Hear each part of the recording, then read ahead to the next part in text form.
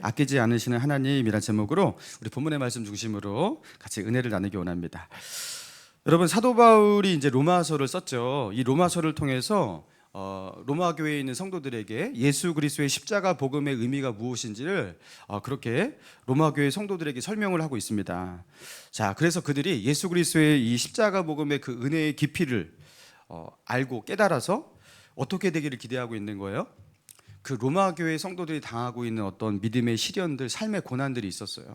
자, 그것들을 믿음으로 잘 이겨내기를 바라면서 이 로마서라는 서신을 이렇게 보내고 있는 겁니다. 그게 로마서거든요. 자, 우리 본문 31절 한번 읽어봅시다. 시작. 그런즉 이 일에 대하여 우리가 무슨 말 하리요? 만일 하나님이 우리를 위하시면, 자, 하나님이 우리를 위하시면 누가 우리를 뭐 하리요? 대적하리요. 그러니까 그 당시에 왜 대적하리요 이런 말을 왜 굳이 하고 있냐? 그 당시에 있는 어떤 그 분위기를 여기서 읽어낼 수가 있는 거예요. 그 당시에 그들이 당하고 있는 어떤 그 어려움들이 있었던 거예요. 그죠? 그리스도인들을 둘러싸고 있는 어떤 좋지 못한 어떤 분위기도 있었던 거예요. 자, 그래서 그 앞에 오늘 본문 앞에 보면은 8장 18절에 보면요, 사도 바울이 이런 말을 하거든요. 생각하건대 현재의 고난은 하면서, 현재의 고난은, 그러니까 로마 교회 성도들이 당하고 있는 그 고난을 사도 바울도 알고 있는 거예요. 현재의 고난은 장차 우리에게 나타날 영광과 좋게 비교할 수 없도다. 그러니까 어떻게 하라는 거예요? 지금 이 고난 앞에서 굴복하지 말고 믿음으로 우리 승리하자, 이겨내자. 장차 우리에게 나타날 영광을 바라보고 우리 믿음으로 승리하자 하면서 로마 교회 성도들이 당하고 있는 그 고난을, 그 고통을 생각하면서 사도 바울은 이 서신을 쓰고 있었던 겁니다. 자, 이 로마 교회의 성도들, 여러분 그들의 입장에서 한번 생각해 봅시다. 그들은 나는 예수님을 믿는데, 하나님을 믿는데 믿음이 있어요. 자, 그런데 자기들 앞에 당한 이 시련, 이 위협, 이 고난, 이런 것들이 막 닥쳐오는데 그 예수를 믿은 지 뭐 그렇게 오래된 자들이 아니에요. 근데 예수 믿으면 좀 좋은 일이 있지 않을까? 하나님께서 보호하시고 지키시고 챙겨주시니까 좋은 일이 있지 않을까? 평안하지 않을까? 그렇게 기대했는데 오히려 안 좋은 일들이 막 일어나는 거예요. 시련들이 마구 다가와요. 그죠? 오히려 다른 사람은 겪지도 않는 그런 어려운 일들을 겪기도 해요. 사고도 일어나요. 그리고 예수를 믿는다고 하면 다른 사람들이 막 이렇게 축복해주고 이웃과 사이도 좋아지고 막 그렇게 될 줄 알았는데 오히려 사회에서는요, 자신들과 거리를 두기도 해요. 핍박이 있기도 해요. 막 이런 것들을 예수 믿고 난 뒤에, 그죠? 펼쳐지고 있는 이 고난들, 어려움들, 안 좋은 분위기들, 이런 것들 속에서 이 사람들이 움츠려들고 굉장히 많이 힘들어지는 거예요. 그런데 자기 자신을 보니까, 자신을 볼 때 나는 내가 당한 이 고난을 이겨낼 수 있는 힘이 없어 보여요. 이 고난을 이겨낼 수 있는 믿음의 힘도 없어 보여요. 나는 그런 믿음의 수준도 아닌 것 같아 보여요. 그러면서 굉장히 이제 무기력해지는 거죠. 자, 이럴 때 고난이, 내가 감당하기 힘든 고난의 수준으로 막 다가올 때, 하나도 아니고 막 2개, 3개 막 밀려올 때 믿음으로 견뎌내야 된다고 하는데, 이겨내야 한다고 하는데 이걸 어떻게 해야 하는가? 자, 이런 문제의식을 가지고 이 로마서를 한번 읽어보는 거예요. 자, 사도 바울은 그런 그들에게 뭐라고 말하고 있습니까? 32절 같이 했습니다. 시작. 자기 아들을 아끼지 아니하시고 우리 모든 사람을 위하여,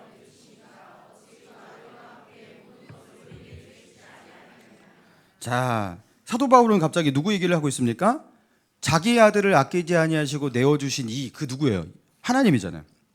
예수 그리스도를 우리에게 주신 하나님 얘기를 하고 있습니다.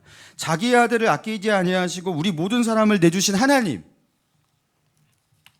여러분, 이거 어떤 이야기를 하고 있는 거예요 지금? 예수님께서 십자가에 못 박혀서 돌아가신 그 이야기를 하고 있는 겁니다. 예수님께서 십자가에 달려 돌아가신 거, 그거는 어떻게 일어난 일이냐면, 주님은 절대로, 그죠? 그 십자가에서 그렇게 죽기 싫으셨는데, 그죠? 어쩌다가 그렇게 되신 게 아니라는 거예요. 사람들이 예수님을 어떻게 막 붙잡아가지고 예수님을 그냥 강제로 십자가에 못 박게 하고, 그리고 막 그렇게 억지로 그렇게 사람들이 떠밀려서 그렇게 십자가로 그렇게 죽게 된 게 아니라는 겁니다. 예수님은 십자가에 달려 죽으시기까지 여러분 늘 예고하셨어요. 예루살렘으로 가기 전에도 나는 저 예루살렘에 가면 사람들에게 붙잡힐 것이고 이방인에게 넘겨지어질 것이고 그들이 나를 모욕하고 채찍질하고 그리고 죽게 하리라. 그러나 3일 만에 부활하라. 이 얘기를 수차례나 많이 하셨어요. 반복해서. 자, 예수님은 자신의 죽음을 다 아셨지만 의도적으로 그 죽음의 예루살렘, 그 십자가의 죽음의 자리를 어떻게 하신 거예요? 자기 발걸음으로 그렇게 나아가신 거예요. 의도적으로. 왜요? 왜요? 그것을 위해서 이 땅에 오셨기 때문입니다. 십자가에서 죽으시기 위해서 그분은 이 땅에 오셨기 때문입니다. 누구에게 보냄을 받았죠? 하나님께서 예수님을 그렇게 보내셨어요. 땅에서 부귀영화를 누리면서 사람들에게 명성을 얻고 칭찬을 받고, 여러분 이렇게 하라고가 아니라 십자가에서 죽으라고. 하나님께서 자기 아들을 사람의 모양으로 그렇게 사람 되게 하셔서 성육신이라고 하잖아요. 성육신하게 하셔서 이 땅에 보내신 이유가 무엇이냐면, 사람들에게 멸시천대를 받고 채찍을 받고 그리고 사람들의 손에 붙들려서 십자가에 달리게 하고, 그리고 그 십자가의 죽음으로 결말을 맺게 하는, 그렇게 되라고 하나님께서 예수님을 이 땅에 보내셨다는 거예요. 한마디로 하나님은요, 자기 아들을 어떻게 하신 거예요? 사지로 내모신 거예요. 자기 아들을 사지로 내모는 아버지. 여러분 그 이유가 무엇이었습니까? 자기 아들을 죽음으로 내모신 이유가 뭐예요? 32절 중간에 보니까 우리 모든 사람을 위하여 내주신 이라고 표현되어 있죠. 그러니까 하나님은 그 예수님을 사지로 내모신 이유가 뭐예요? 저와 여러분을 위해서 그렇게 하셨다라는 거예요. 저와 여러분의 죄를 담당하고, 그리고 그 죄를 해결하기 위해서. 여러분, 저와 여러분의 이 죄를 해결하려고 하는데, 이 죄를 해결하는 것은 양으로도 안 되고 소로도 안 되고, 그거 1000마리 잡고 10,000마리 잡고 10,000,000마리 잡아도 안 되는 거예요. 절대로. 그렇죠? 이 존재의 위상이 달라요. 우리는 만물의 영장이고 우리는 영혼이 있는 거고, 그 뭐 동물들은요, 그렇잖아요. 그들이 그 영혼이 없습니다. 인간의 죄를 처리하기 위해서, 해결하기 위해서 아무리 뭘 잡아도 되지 않는 거예요. 자, 그래서 그 죄를 해결할 수 있는 유일한 분, 한 분밖에 없어요. 아무 죄가 없는 인간. 그래서 예수님이 인간 되셔서 이 땅 가운데 오신 거예요. 자, 그러나 모든 죄인들을 대표할 수 있는 정도의 사람이어야 돼요. 자, 한 사람이 모든 사람을 대신할 수가 없잖아요. 자, 그래서 저와 여러분을 만든 창조주, 그 하나님의 아들, 세상을 만드시고 우리를 만드신 창조주라면 우리를 대표할 수 있잖아요. 우리를 대신하고도 남잖아요. 그래서 우리 죄를 대신할 수 있는 유일한 존재는 예수 그리스도 한 분밖에 없었습니다. 그분을 이 땅 가운데 보내셔서 그 창조주의 자리에, 영화의 자리에, 그 보좌에 앉아 있어야 할 그 예수님을 이 땅 가운데 보내신 거예요. 그리고 십자가에 내어주신 거예요. 여러분, 그게 바로 자기 아들을 우리에게 내어주신 십자가 사건입니다. 사도 바울은 이렇게 말하고 있어요. 자기 아들을 아끼지 아니하시고 우리 모든 사람을 위하여 내주신 이, 하나님이죠. 그러니까 어찌 그 아들과 함께 모든 것을 우리에게 주시지 아니하겠느냐. 우리를 구원하시기 위해서 하나님은 자기 아들조차 아끼지 않았다라는 거예요. 자, 그렇다면 그분께서 도대체 뭘 아낄 게 있냐라는 거예요. 우리를 위해서. 자기 아들도 아끼지 않으신 분이, 하나님이 우리를 위해서 아끼실 것은 더 이상 없다라는 거예요. 그렇죠? 사실 가장 아끼셔야 될 것까지도 우리에게 주신 거잖아요. 하나님은 그런 하나님이라는 거예요. 자, 그러면서 이어지는 말씀이 33절, 누가 등이 하나님께서 택하신 자들을 구발하리요 의롭다 하시는 이는 하나님이시니 누가 정죄하리요 죽으실 뿐 아니라 다시 살아나신 이는 그리스도 예수시니 그는 하나님 우편에 계신 자요 우리를 위하여 간구하시는 자신이라. 자, 무슨 말이에요? 아무도 너희를 정죄할 수 없다. 대적들이 너희를 고발해서 저들은 죄인이라고, 원래 죄인 아니냐고 그렇게 너희들을 정죄하며 너희를 몰아갈 수 없다고. 그것은 이미 끝난 문제라는 거예요. 예수 그리스도의 십자가 사건으로, 그분의 대속으로 이미 끝난 것이다. 아무도 너희를 정죄할 수 없다. 그렇게 말씀하세요. 자, 그러면서 하시는 중요한 말씀 35절입니다. 누가 우리를 그리스도의 사랑에서 끊으리요 환난, 공고, 박해, 기근, 적신, 위험이나 칼이랴. 기록된 바 우리가 종일 주를 위하여 죽임을 당하게 되며 도살당할 양같이 여김을 받았나이다 함과 같으니라. 자, 37절 같이 했습니다. 시작. 그러나 이 모든 일에 우리를 사랑하시는 이로 말미암아, 자, 이 모든 고난, 환난, 박해, 기근, 칼의 위협, 자, 이런 것들이 있어도 그 모든, 심지어 죽음의 위협이 있다 하여도 그것들을 겨우겨우 이긴다가 아니에요. 그죠? 여기 뭐라고 나와 있어요? 이 모든 일에 우리를 사랑하시려는 말미암아 우리가 어떻게 이긴다? 넉넉히 이기느니라. 자, 따라해 봅시다. 넉넉히 이기느니라. 자, 하나님은 자기 아들까지 내어주시면서 우리를 사랑하시는 분이시기 때문에 자신이 가장 소중한, 가장 아끼셔야 할 것까지도 우리에게 아낌없이 내어주신 분이시기 때문에 하나님은 우리를 향해서 더 이상 아끼실 것이 없다라는 거예요. 그래서 하나님은 우리가 도움을 필요로 할 때 어떤 고난과 어떤 어려움 그 앞에서 그것을 겨우겨우 이길 힘을 주시는 게 아니라 넉넉히 이길 수 있게 하신다라는 거예요. 하나님은 우리에게 조금 주시면서 야야야야야 이거 간신히 이 정도면 되겠지 하면서 인색하게 주시고 겨우겨우 주시고 그렇게 하는 게 아니라는 거예요. 작은 은혜 주시고 작은 것 주시고 막 이게 아니라는 거예요. 넉넉히 이기게 하시느니라. 여러분, 넉넉히 주시는 하나님. 사랑하는 성도 여러분, 이 본문을 통해서 하나님께서 우리에게 뭘 깨닫게 하시는 겁니까? 우리가 당한 고난, 어려움, 문제. 자, 이것들이 커서 우리가 힘든 게 아니라 넉넉히 이기게 하시는 하나님, 아끼지 않고 우리에게 주시는 하나님. 여러분, 우리에게 필요한 것은요, 하나님에 대한 믿음인 거예요. 그 하나님에 대한 믿음이 없어서 우리가 힘들어지는 거예요. 하나님은 나를 도우실 때 인색하게 도우시는 분이 아니라는 거예요. 그 아들과 함께 모든 것을 주시고자 하시고 주셨던 하나님이에요. 앞으로도 주실 거예요. 여러분, 그분은 넉넉히 이길 힘을 주시는 하나님이에요. 자기 아들을 내어주시기까지 우리를 그렇게 사랑하신 분이 그 아들과 함께 뭘 못 주시겠냐라는 거예요. 여러분, 이 말씀을 가슴에 품고 살아간다면 여러분, 우리 눈의 세상이요, 다른 차원으로 보이기 시작하는 겁니다. 하나님은 이미 나를 향해서 넉넉하게 이 땅을 살아갈 수 있도록 그렇게 이길 힘을 주시고 도움을 주시고 은혜를 베푸시는 하나님이라고 그렇게 믿기 시작한다면 그때부터 세상은 다르게 보이기 시작한다는 거예요. 그럼 내가 지금까지 살아온 거, 나는 늘 부족하다고 생각했는데, 나는 늘 모자란다고 생각했는데, 그렇죠? 나는 늘 힘이 없다고 생각했는데 하나님은요, 넉넉히 주고 계셨대요. 잘못된 거는 나의 믿음이었던 거예요. 하나님에 대해서 내가 바로 바라보지를 못했던 거예요.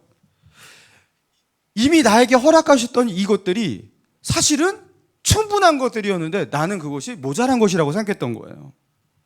여러분, 이제는요, 인생을 해석하는 그 해석이 달라지는 겁니다. 여러분, 제가 그 독산동 신일교회에서 청년부 사역을 할 때 그때 한 3년 차 정도 접어들었을 때인데요, 청년들이 막 계속 오는 거예요. 막 100명 넘어가고 120명 넘어가고. 저는 혼자인데, 저는 계속 사역자는 혼자인데 청년들은 계속 많아지니까 이게 사역을 분담하고 좀 동역자가 많이 필요하지 않습니까? 그래서 그 당시 막 이렇게 그 전도사님을 또 이렇게 데려오기 전에 이렇게 리더들을 이렇게 많이 양육했어요. 리더들을 세우고 리더 위에 또 엘더들을 세우고 이렇게. 자, 그런 어떤 그 평신도 이렇게 청년들 이렇게 그 리더십을 좀 강화시키면서 그렇게 청년부를 제가 혼자 사역하지만 할 수 있도록 그렇게 사역 구조를 그렇게 만들려고 했습니다. 자, 그런데 리더십을 세우는 과정 가운데서 제가 마음이 너무 힘든 거예요. 리더들이 제가 볼 때는 기대치에 너무 못 미치는 거예요. 영혼들을 제대로 챙기지를 못하는 것 같고, 경건 생활도 너무 잘 안 되는 것 같고, 그래서 그때부터 이제 마음이 너무 무겁고 힘든 거예요. 하나님께서 영혼들을 보내주시면 뭐하나 이 영혼들을 담아내지를 못하는데. 그러면서 앞으로 사역을 나를 어떻게 이걸 감당해야 되지? 나는 혼자인데 머리 아프고 막 마음이 무겁고 너무 힘들고 막 불평이 많아지고 막 그랬습니다. 그러면서 이제 교회 가서 기도를 하는 거예요. 하나님, 동역자가 너무 부족합니다. 동역자가 너무 부족합니다. 좀 도와주세요. 나 혼자 어떻게 합니까? 좀 좋은 사람 좀 보내주시고 괜찮은 리더들도 좀 이렇게 보내주시고 그렇게 해주세요. 막 이렇게 기도를 했거든요. 자, 그런데 하나님의 응답이 있었어요. 하나님의 음성이 들렸어요. 이게 소리로 들린 게 아니라 마음에서. 대성아, 내가 너에게 준 것이 부족하니. 이렇게 물으셨어요. 대성아, 내가 너에게 준 것이 부족하니. 근데 그 말을 듣는데 하나님의 그 물으심 앞에서 그 자리에서 깨달아졌어요. 그 말이 저에게는 어떻게 들렸냐면, 대성아, 동역자가 부족하다고?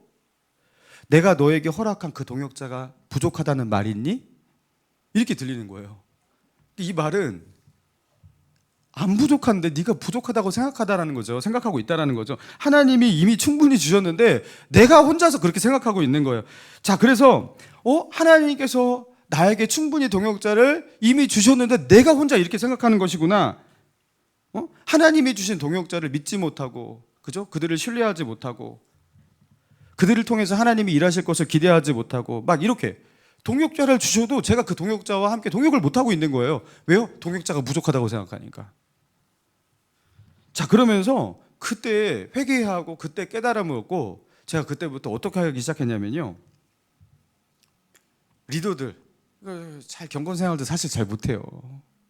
영혼들 챙기는 것도 사실 많이 부족해요. 여러 가지 준비가 부족해요. 그렇지만 하나님께서 내게 주신 동역자라면 이들과 함께 동역해야 된다. 충분한 동역자다. 이렇게 믿기 시작했어요. 여러분, 이때부터 어떤 일이 일어났냐면요, 제가 아무것도 힘들지 않아요. 그때부터 하나도 힘들지 않아요. 그리고 그 연약한 그 동역자를 통해서 그렇게 영혼들이 세워지고 챙겨지고 교회는 더 부흥하고, 여러분, 그렇게 되었습니다. 그때부터 제 눈이 달라지니까 사역이 완전히 달라져요. 그리고 너무 기뻐요. 여러분, 이거는요, 우리 일상에서도 마찬가지입니다. 하나님, 저는 왜 이것뿐입니까? 하나님, 너무 부족합니다. 좀 모자라지 않습니까? 여러분, 잘 생각해 보세요. 하나님께서 물으실 거예요. 정말로 부족하니? 여러분, 그게 충분한 것일 수 있는데요, 내가 부족하다고 나의 믿음이 없어서, 하나님은 아낌없이 이미 주시는 분인데 내가 부족하다고 막 그러면서 어떻게 하는 거예요? 하나님이 이미 주신 것을 누리지도 못하고 그것을 쓰지도 못하고 감사하지 못하고 그러고 있는 거예요. 여러분, 하나님은요, 인색한 분이 아닙니다. 하나님은 인색하게 겨우겨우 막 이렇게 이러시는 분이 아니라는 거예요. 자기의 아들을 아끼지 아니하시고 내어주시는 분이 뭘 아끼시겠냐라는 거예요. 여러분, 생각해 보세요. 하나님께서 모든 것을 가지고 계신데 뭘 그렇게 아끼시겠냐고요. 여러분, 이 믿음 가지고 나아간다면 여러분, 우리 삶에 새로운 지평이 열리는 겁니다. 새로운 인생을 살게 되는 그런 역사가 있는 거예요. 여러분, 늘 돈이 부족하다고, 나의 삶에 여유가 부족하다고, 나의 곁에는 좋은 사람이 부족하다고 그러면서 어떤 일이 일어나냐면요, 맑은 우물물에 풍덩 빠져가지고 그 물에서 막 호적거리면서 물이 너무 없어서 목마르다고 물속을 그냥 마시면 되거든요. 근데 너무 갈증이 난다고 하면서 우물 안에서 그냥 찰박찰박거리는 그 우물물에서 목말라서 죽어가는 거예요. 물이 없다고. 왜 물이 안 내려오냐고. 물은 이미 일단 있는데, 그죠? 그래서 생수로 가득한 우물물에서 목말라 죽어가는 인생이 되는 겁니다. 믿음이 없는 자에게 일어난 일입니다. 여러분, 사도행전 27장에 보면요, 사도 바울이 이제 배를 타고 가이사라에서 로마로 호송을 당해요. 예루살렘에서 이렇게 잡혀가지고 가이사에게 상소를 해갖고 호송을 당하잖아요. 아시죠? 자, 그래서 당시 사도 바울이 죄인의 신분으로 그렇게 로마 가이사 황제 앞에 서기 위해서 이렇게 배를 타고 가다가 배가 풍랑을 만나갖고 어떻게 돼요? 이리저리 떠밀리며 지중해를 막 떠돌아다니는 그런 상황 가운데 되잖아요. 자, 그러면서 완전히 이 배가 길을 잃고 지중해에서 이제 삶의 소망까지 다 없어질 정도로 그렇게 떠밀려 다니는 상황이었어요. 그런데 그런 어느 날 사도 바울이 배 한가운데서 벌떡 일어나갖고 그 배에 있는 사람들 앞에 그렇게 말을 하거든요. 그 사도행전 27장 33절인데요. 제가 읽어드릴게요. 날이 새어가매 바울이 여러 사람에게 음식 먹기를 권하여 이르되 너희가 기다리며 먹지 못하고 줄인 지가 오늘까지 열 나흘인즉 음식 먹기를 권하노니 이것이 너희의 구원을 위하는 것이요 너희 중에 머리카락 하나도 잃을 자가 없으리라. 떡을 가져다가 모든 사람 앞에서 하나님께 축사하고 떼어 먹기를 시작하며 그들도 다 안심하고 받아 먹으니 배에 있는 우리의 수는 전부 276명이더라. 자, 배에 있는 사람이 전부 몇 명이라고요? 276명. 그러니까 바울과 함께 그 배를 타고서, 그죠? 로마로 가다가 거의 난파돼 갖고 그렇게 지중해를 그렇게 헤매면서 이제 삶의 소망까지 다 없어진, 그죠? 그리고 아무것도 먹지 못하고 줄인 지가 열 나흘이래요. 14일. 여러분 14일 동안 아무것도 먹지 못했대요. 자, 그런데 되게 재밌는 게 뭐냐면요. 14일 동안 아무것도 먹지 못했는데 갑자기 음식 먹기를 권하노니 하면서 사도 바울이 음식을 이렇게 떡을 떼서 사람들에게 그렇게 나눠주거든요. 아니 14일 동안 굶주렸는데 갑자기 떡은 어디서 나온 거예요? 이게 무슨 얘기죠? 떡이 없어서 못 먹었던 게 아니었던 겁니다. 지금 음식이 없어서 못 먹었던 게 아니에요. 나중에 가면요, 그들이 가지고 있는 식량도 바다에 다 버리는 일도 있거든요. 그들은 배에 음식과 떡이 상당량이 있었던 겁니다. 근데 왜 14일 동안 줄이고 먹지 못하고 있어야가 지금 사도 바울이 같이 먹자 할 때 이때서야 비로소 먹었던 것일까? 여러분 그 이유가 무엇입니까? 자, 배가 난파당했어요. 막 떠밀려 다녀요. 자, 그런데 우리에게 음식이 있는데, 저기 음식이 있어요. 자, 있는데 저것까지 다 먹어버리고 나면 우리는 진짜 여기서 죽는다. 그래서 먹지를 못했어요. 나중에 먹으려고 저것까지 먹으면 우리는 소망이 없어. 그러면서 먹지를 못했어요. 그래서 14일 동안 굶었어요. 자, 그런데 사도 바울은 어떻게 한 거예요? 떡을 먹으래요. 떡을 먹으래요. 왜요? 떡이 부족하지 않을 거래요. 하나님께서 너희들을 구원하실 거래요. 너희들 머리카락 하나도 상하지 않고 다 하나님께서 구원하실 거니까 지금 떡을 먹자. 여기 우리 앞에 있는 떡을 먹자 하면서 그들에게 축사기도 하고 떡을 내어주니까 그들이 그제서야 안심하고 떡을 받아 먹었대요. 이 떡까지 먹어버리면 나중에 우리는 어떻게 살아? 하면서 먹지 못했던 14일이나 굶으면서 먹지 못했던 그 떡을 비로소 먹기 시작했다는 겁니다. 여러분 뭘 말하는 겁니까? 믿음이 없으면요, 떡이 있어도 못 먹습니다. 떡을 앞에 두고 굶어 죽는 겁니다. 자, 그런데 믿음이 있으면요 어떻게 되는 거예요? 하나님의 계획을 믿고 하나님의 풍성하게 공급하심을 믿고 떡이 부족하면 또 떡이 생길 것을 믿고 감사함으로 먹는 거예요. 할렐루야. 감사함으로 먹는 거예요. 그러니까 떡이 앞에 있어도 하나님이 줘도 늘 가난하게, 늘 배고프게 사시는 분이 있고, 어떤 사람은 믿음으로 감사함으로 풍요롭게 사시는 분이 있고, 그런 거예요. 사도 바울은 그들을 위해서 살 길을 준비하신 하나님, 조금 있으면 하나님께서 구원하실 것이니까 우리 이 떡 먹고 힘내자, 그렇게 하고 믿음으로 먹는 거예요. 사랑하는 성도 여러분, 믿음이 있어야지 지금을 행복하게 살 수 있고 풍요롭게 살 수 있습니다.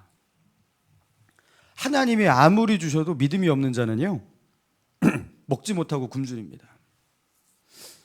하나님이 행복을 주셨지만 그 행복을 누리지를 못해요.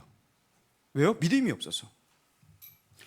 자기 아들을 내어주신 하나님께서 그 아들과 함께 모든 것을 주시고자 하신다라는 것, 하나님은 그런 하나님이라는 걸 믿어야 되는데 그 하나님을 못 믿으니까 내가 나를 챙겨야 되고, 내가 나를 다 준비해야 되고, 내가 나를 걱정해야 되고, 그렇죠? 모든 것을 내가 해야 되니 여러분 떡이 앞에 있어도 떡을 먹을 수가 없습니다.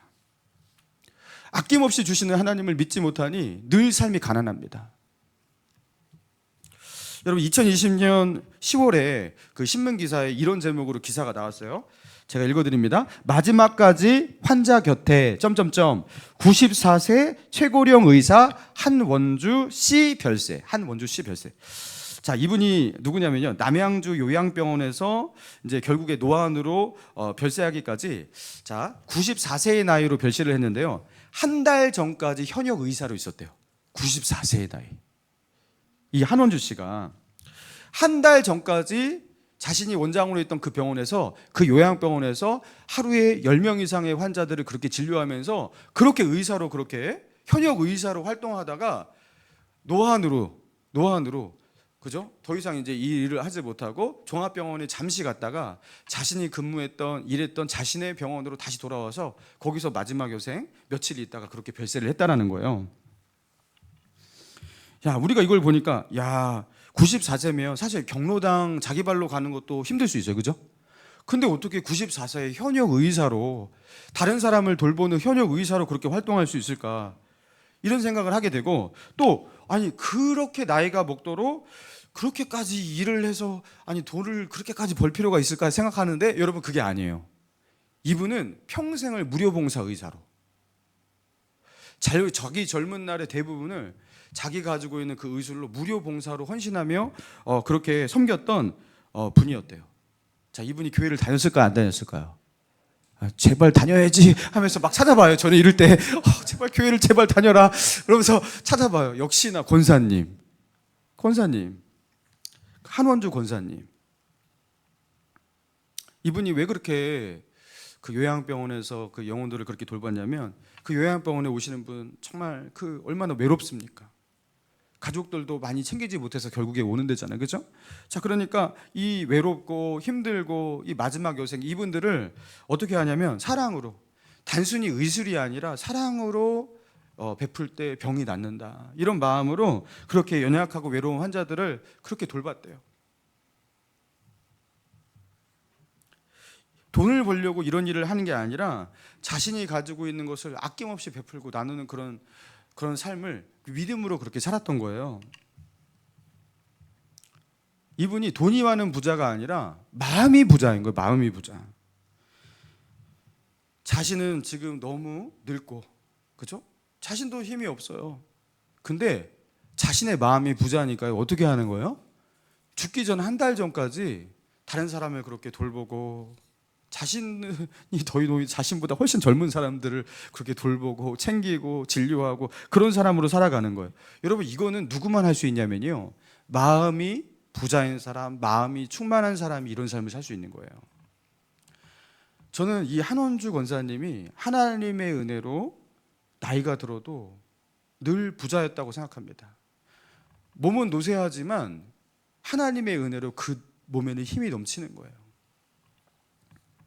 그 마음에는 누군가를 도울 수 있고 도와야 한다라는 그런 마음으로 가득가득 하는 거예요. 사랑이 넘치는 거예요. 자기 아들을 아끼지 아니하시고 내어주신 하나님의 사랑이 그 마음 가운데 있는 거예요. 자기는 그 하나님의 사랑으로 늘 찰랑찰랑 넘쳐요. 그런 사람은요, 다른 사람이 보입니다. 하나님의 은혜로, 그죠? 가슴이 부자가 된 사람은요, 다른 사람이 그렇게 보입니다. 여러분, 부자가 돈이 많다고 부자가 되는 게 아니더라고요. 마음이 부자여야지, 마음이 차고 넘쳐야지 부자처럼 살 수 있는데, 여러분, 마음이 가난하고 궁색해가지고 아무리 가지고 뭘 쌓고 뭐 부동산이 어떻게 있고 해도 인색한 모습으로 살아가는 사람 얼마나 많습니까? 그 마음이 가난하니까 부자가 돼도 부자가 되지를 못해요. 마음이 가난한 사람들은 부자의 풍요로운 삶을 살 수가 없어요. 왜냐하면 사람들이 감사하게 느껴지고 그리고 이뻐 보이고 이래야 되는데, 사람들 보면 다 마음에 들지 않는 거예요. 그러니까 비난하고 탓하고 불만이 많고 그런 눈으로 사람들을 보기 때문에 관계 속에서도 너무 가난해요. 그런데 자기의 아들을 내어주기까지 우리를 사랑하신 그 하나님의 사랑으로 가득 차서 그 하나님의 사랑을 듬뿍 받고, 여러분, 그 사랑 안에 넘치는 사람은 어떻게 합니까? 사랑을 주는 거예요. 사랑을 주고 섬기고 나누고, 자, 그러면서도 그렇게 사랑하면서도 행복해서 웃습니다. 왜요? 부자니까요. 아무리 줘도 남아있는 거예요. 사랑하는 성도 여러분, 인생이 너무 각박하고 빠듯하고 부족하고 뭐 여유가 없다고 그렇게 느끼고 계시면서 쫓기는 삶을 그렇게 살아가고 있지 않습니까? 난데 그죠? 그렇게 느끼지 않습니까? 여러분, 그게요, 과연 진짜로 돈이 없어서, 진짜 시간이 없어서, 나에게 건강이 없어서, 다른 사람이 가지고 있는 그 여유 있는 그런 무언가가 없어서, 이런저런 것이 부족해서 나는 이렇게 힘든 삶을 살아가고 있는 것인가? 정말 그런 것입니까? 우리에게 정말 부족한 것은 그게 아니라 하나님은 우리에게 아끼지 않고 주고 계시는데요, 우리에게 부족한 거 가난한 마음 아닙니까? 이게 좋은 의미에서 심령이 가난한 자가 아니라 진짜로 가난한 삐쩍 마른 마음. 여러분, 예수님은요, 이런 마음으로 우리가 사는 거 원치 않으세요. 요한복음 7장에서 예수님께서 요한복음 7장 37절, 명절 끝날 곧 큰 날에 예수께서 서서 외쳐 이르시되 누구든지 목마르거든 내게로 와서 마시라. 나를 믿는 자는 성경의 이름과 같이 그 배에서 생수의 강이 넘쳐나리라. 여러분, 생수의 강이 넘쳐나야 되는 거예요. 내 마음 안에 있어야 될 생수의 강. 여러분, 이거 잃어버린 거 아닙니까? 이 추수감사절 맞아서 야 이게 좀 감사를 해야 되는데, 자 그러면서 추수감사절에만 불평하지 말자 하면서 아무튼 이거 일주일간 이렇게 하고서 감사합니다 감사합니다 몇 번 하면은 감사의 생활이 되냐? 여러분 맨날 다시 돌아가잖아요. 그래도 그거라도 하는 게 낫습니다, 안 하는 것보단. 여러분 그런데 그 정도 노력으로 우리 삶이 바뀌지 않아요. 저는 여러분한테 궁극적 대안을 말씀드리는 거예요. 그게 무엇입니까? 나를 위해서 자기 아들을 내어주신 하나님의 사랑. 여러분 그 사랑을 마주해야 돼요. 여러분 이거 너무나 당연한 것 같지만 그리스도인들이 간과하는 거예요. 나를 위해서 자기 아들을 내어주기까지 그렇게 나를 아낌없이 사랑하시는 하나님의 사랑과 마주해야 돼요. 십자가 복음 앞에 서야 돼요. 여러분 십자가 복음은 옛날 하나님을 믿을 때 그때 마주하고 야 패스했어, 그거 기초야, 기초 과정이야. 아니요, 그거는 죽을 때까지 마주해야 돼요. 그 십자가 아래 머물러야 돼요. 내 사랑 안에 거하라, 예수님께서 말씀하셨잖아요, 그죠? 예수님의 그 사랑 안에 거해야 돼요. 그 십자가의 사랑을 마주하면서 그 십자가의 사랑이, 그 십자가의 그 예수 그리스도의 그 피가 흘러서 그 골고다 언덕의 피가 내 머리를 적시고 내 목을 적시고 내 가슴을 적시고 내 온몸을 적셔서 내가 흠뻑 그분이 주신 그분의 사랑으로, 그 은혜로, 그 피로 다 적셔져서 충만합니다. 내가 이제 더 이상 배고프지가 않습니다. 하나님, 내가 지금 충만합니다. 그 은혜로 내가 넘칩니다. 여러분 진짜 충만하면요 이렇게 고백이 돼요. 이럴 때까지 그 은혜가 나를 다 채우고 넘칠 때까지. 여러분 십자가 앞에 마주하면서 십자가의 사랑 안에 여러분 그 흠뻑 적실 때까지 그분 안에 머물러야 돼요.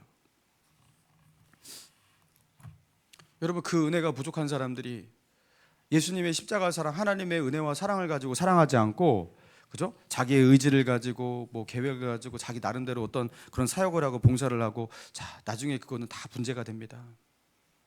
다 문제가 됩니다.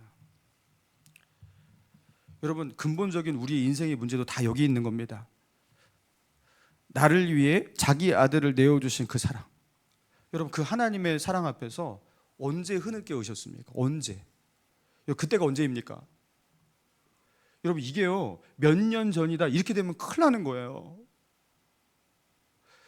자기 아들을 내어주시기까지 우리를 사랑하신 그 십자가의 사랑이 나의 가슴을 지금도 고동치게 만들고, 그저 나를 울리게 만들고, 그 은혜가 그저 나를 이 땅을 살아갈 수 있는 그 힘을 나에게 공급하고, 그 고난을 이겨낼 수 있는 힘이 되고 능력이 되고, 여러분 이렇게 역사하고 있어요 지금 내 안에. 할렐루야.